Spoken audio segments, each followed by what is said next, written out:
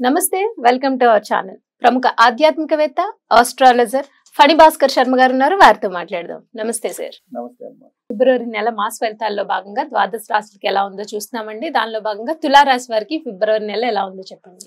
నమస్తే అమ్మా. శ్రీ గురుభ్యో నమః. ముందుగా మా తల్లిదండ్రులకు నమస్కారాలు, అలాగే మా గురుదేవులకు కూడా నమస్కారం తెలుపుకుంటూ, ముఖ్యంగా మనకి ప్రతి నెల కూడా గ్రహస్థితి అనేది ఒకటి ఉంటుంది. గోచారం ప్రతి గ్రహం కూడా వాటి పర్టికులర్ టైం ప్రకారం ప్రతి రాశిలోనూ సంచారం చేస్తూ ఉంటాం.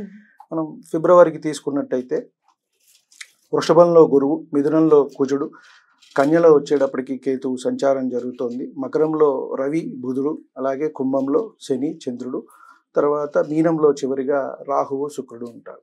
ఇక్కడ చంద్రుడు అనేది మనకి తిరుగుతూ ఉంటారు. ప్రతి 2.5 రోజులకి ఒక్కొక్క రాశిలో తిరుగుతూ ఉంటారు కాబట్టి నెలంతా కూడా సంచారం చేస్తూ ఉంటారు.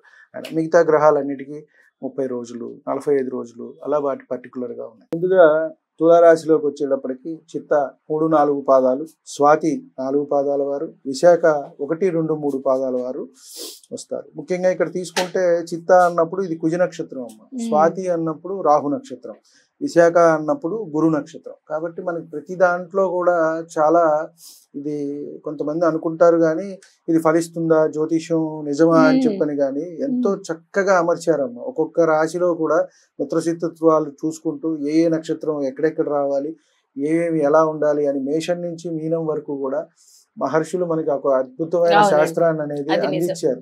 అంటే మానవుడి ప్రతి విషయం తెలుసుకోవచ్చు. తల భాగం నుంచి మనం పాదం వరకు ఈ మేషం అయితే కింద మీనం పాదం.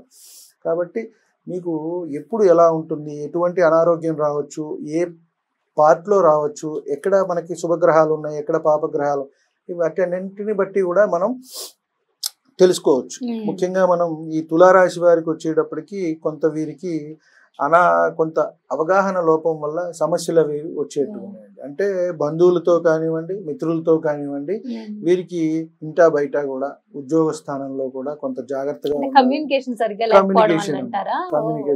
అంటే ఏం లేదు, మనం ఒకటి అంటాం, మనం వాళ్ళు వేరే విధంగా అర్థం చేసుకోవచ్చు.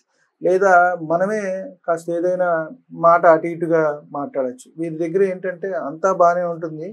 ఈ వృషభం వారు ఏంటంటే కొంచెం మొండిగా దూసుకుని వెళ్తారు. ఈ తులా వారు ఏంటంటే అంతా వ్యాపార ధోరణిలో ఉంటారు. నాకేమిటి అని, ముఖ్యంగా మిథున కన్యల వారు అలా ఉంటారు.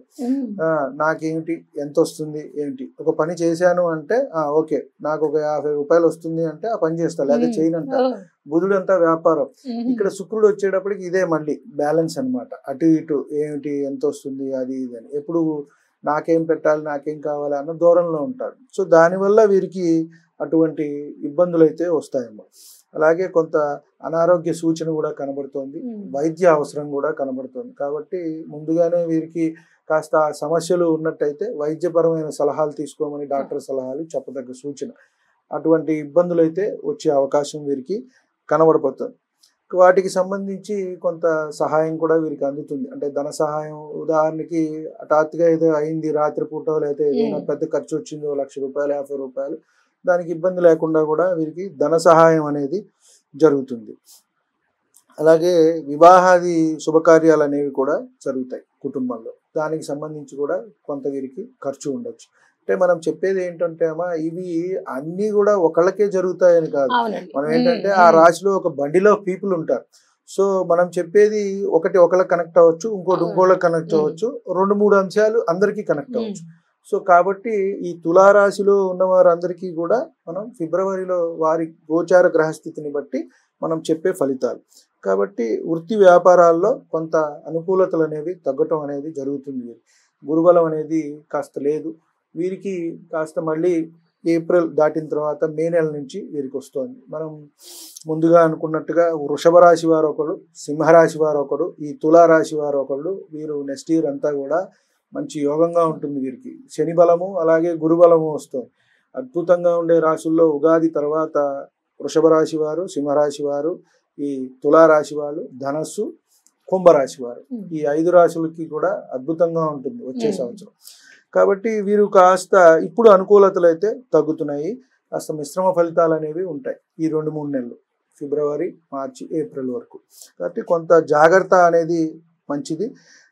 ఊహాలోకం నుంచి కొంచెం బయటికి రావటం, Hmm. Exact what is the position అనేది చూసుకోవటం అనేది వీరికి మంచిది. అంటే ఏదో వస్తుంది, ఏదో చేద్దాంలే, లేదా ఏదైనా వస్తే వాళ్ళు ఉన్నారులే. ఇప్పుడు తల్లి తండ్రి ఉన్నారనుకోండి, పిల్లలకి అంత బాధ్యత అనేది ఉండదు. అవునండి. మన ఖర్చు మనం పెట్టేసుకుందాంలే, నాన్న ఉన్నారు చూస్తారు చూస్తారు. అన్న ధోరణి ఉంటుంది. లేదు, అన్నదమ్ములు సహాయం చేస్తుంటారు కొంతమందికి, ఒకళ్ళ పరిస్థితి బాగోకపోతే, లేదు బావమరుదులు సపోర్ట్ చేస్తుంటారు. సో ఇవన్నీ ఉన్నప్పుడు ఏంటంటే ఒక ఇంత వారికి ఇదిగా ఉంటుంది. కాబట్టి అది కొంత ఆ ఊహాలోకం నుంచి వీళ్ళు బయటికి రావటం అనేది చెప్పదగ్గ సూచన. వీరికి కూడా పూర్వీకుల ఆస్తి కొంత కలిసి వచ్చే అవకాశం కనబడుతోంది. అంటే తల్లిదండ్రులు వాళ్ళ తండ్రి అంటే తాతలు, తండ్రి అటు నుంచి కూడా వీరికి ఆస్తి వచ్చే అవకాశం అయితే కనబడుతోంది. అలాగే ఉద్యోగ స్థానంలో కొత్త బాధ్యతలు అయితే వచ్చే అవకాశం ఉంది. అంటే దాన్ని బట్టి మనకి డబ్బు ఆదాయం ఉంటుందా అంటే ఉండదు, బాధ్యతలు అయితే పెరుగుతున్నాయి ఇక్కడ వీరికి. కాస్త ఫిబ్రవరి తర్వాత ఏదైనా అదే ఏప్రిల్ తర్వాత వీరికి మానిటరీ బెనిఫిట్స్ కూడా వస్తాయి. ఫస్ట్ అయితే ఇనీషియల్ గా వీరికి బాధ్యతలు అయితే వస్తాయి. ఈ ఫిబ్రవరి, మార్చి, ఏప్రిల్ వరకు అవి వీళ్ళు ఎలా చేస్తారు ఏంటి ఇవన్నీ కూడా ఒక పరీక్షలాగా అనుకోండి. ఏదైనా సరే అదనపు బాధ్యతలు, స్థానచలనము, అటు ఇటు తిరగటము, కొన్ని ఏదైనా కొంతమంది చూస్తూ ఉంటాం మనం, 2-3 డిస్ట్రిక్ట్స్ లో పనిచేస్తుంటే ఇంకో 2-3 యాడ్ చేస్తుంటారు, ఏరియా మేనేజర్స్ అని. లేదా ఏపీ చేస్తుంటే తెలంగాణ ఇవ్వటం, తెలంగాణ అయితే ఏపీ, ఇట్లా 2 స్టేట్లు ఇవ్వటము, ఇవన్నీ కూడా వీరికి కనబడుతున్నాయి. కొంతకాలం అటు ఇటు తిరిగే స్థానచలనం కూడా కనబడుతుంది. కాబట్టి ఆరోగ్య విషయం అయితే వీరికి ముఖ్యంగా చెప్పదగ్గ సూచన. ఆదాయం అయితే బాగానే ఉంది, ఖర్చులు కూడా దానికి తగ్గట్టుగానే వస్తాయి. వీరికి ముఖ్యంగా చెప్పదగ్గది వైద్య సహాయం అవసరం అయ్యే అవకాశం కనబడుతోంది. అది జాగ్రత్తగా చూసుకోమని చెప్పదగ్గ సూచన. మీరు ఏ దేవీ దేవత ఆరాధన చేయాలి? కాస్త గురుబలం తగ్గుతోంది కాబట్టి దక్షిణామూర్తి వారి ఆరాధన చేసుకోవటం. దక్షిణామూర్తి వారి ఫోటో అమ్మ ఇంట్లో ఉండటం మంచిది. ఎవరి ఇంట్లో అయినా సరే, అందులో పిల్లలు ఎదుగుతున్నప్పుడు, చదువు వారికి కాస్త బాగోలేనప్పుడు, ఎందుకంటే గురువే దానికి ప్రదాత. అంటే ధనానికైనా ఆయనే, విద్యకైనా ఆయనే, అలాగే మనకి భోగభాగ్యాలు, అన్ని లాభాలు, ఏదైనా ఒక వ్యక్తి జీవితంలో అభ్యుదయం, ఎదుగుతానికి అన్నిటికీ కూడా గురువు మంచిది. అంటే వారి వ్యక్తిగత జాతకంలో గురువు బాగుండాలి.